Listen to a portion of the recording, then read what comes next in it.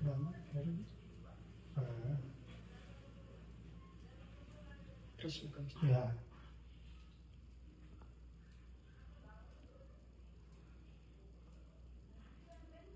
Rolling.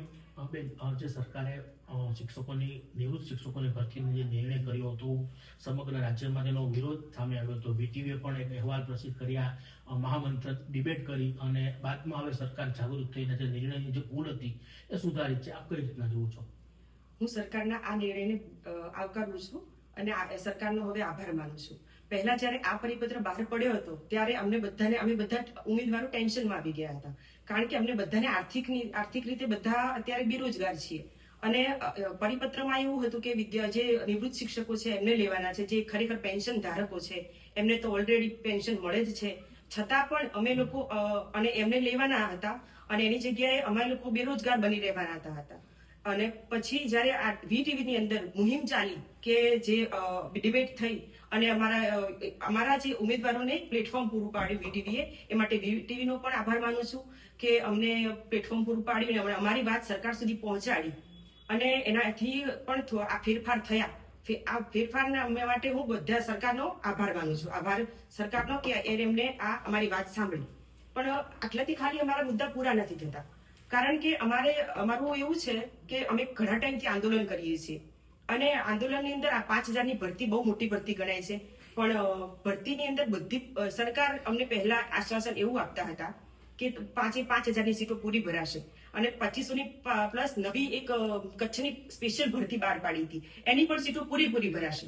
પણ આ ભરતીની સમગ્ર પ્રક્રિયા જોતા અત્યારે તો એવું લાગે છે કે આ ભરતીમાં કેટલી બધી સીટો બાકી રાખી છે સરકારે.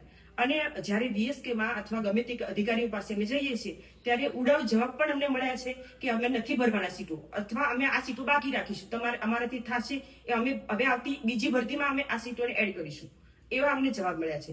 એના લીધે થઈને ઉમેદવારો હજુ પણ નારાજ છે સરકારથી કે જે અમારા પ્રશ્નો છે એ હજુ બધા સોલ્વ નથી થયા. તો પ્લીઝ આ જે સરકારશ્રી, આ મુખ્યમંત્રી શ્રી અને આપણા જે છે શિક્ષણ મંત્રી શ્રી, એમને મારી એક નમ્ર વિનંતી છે અને નમ્ર અપીલ છે તમારા વીટીવી માધ્યમ દ્વારા કે પ્લીઝ અમારા આ બધા પ્રશ્નોનું નિરાકરણ લાવવામાં આવે. એક વખત અમારા ઉમેદવારોને બધાને સાંભળવામાં આવે કે જેનાથી આ બધા ઉમેદવારોના પ્રશ્નોનું સોલ્યુશન મળી શકે અને 15 વર્ષથી રાહ જોઈને બેઠેલા ઉમેદવારોને રોજગારી જો આ મળશે તો આગળના સમયમાં આપણા ગુજરાતનું શિક્ષણ જે છે એ પણ બહેતર બનશે.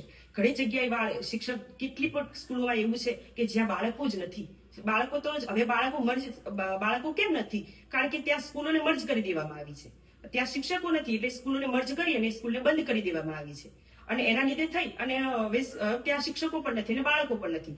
આવી રીતે સ્કૂલો બંધ થવા લાગી છે.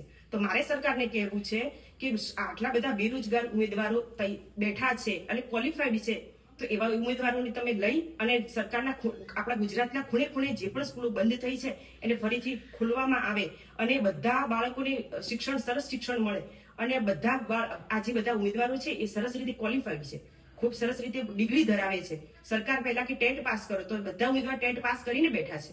તો પછી એ બધા ક્વોલિફાઈડ ઉમેદવારોને લેવામાં આવે અને આપણા ગુજરાતના બાળકોને સારામાં સારું શિક્ષણ પ્રાપ્ત થાય અને આપણું ગુજરાત જે શિક્ષણના સ્તર છે એ ઊંચું આવે. અને એના માટે હું સરકારને નમ્ર વિનંતી કરું છું કે અમારા ઉમેદવારોની વ્યથા અને લાગણીને સમજવા માટે તમે એકવાર પ્રયત્ન કરી જુઓ, તો બધા ઉમેદવારો તમારા આજીવન તમારા ઋણી રહેશે.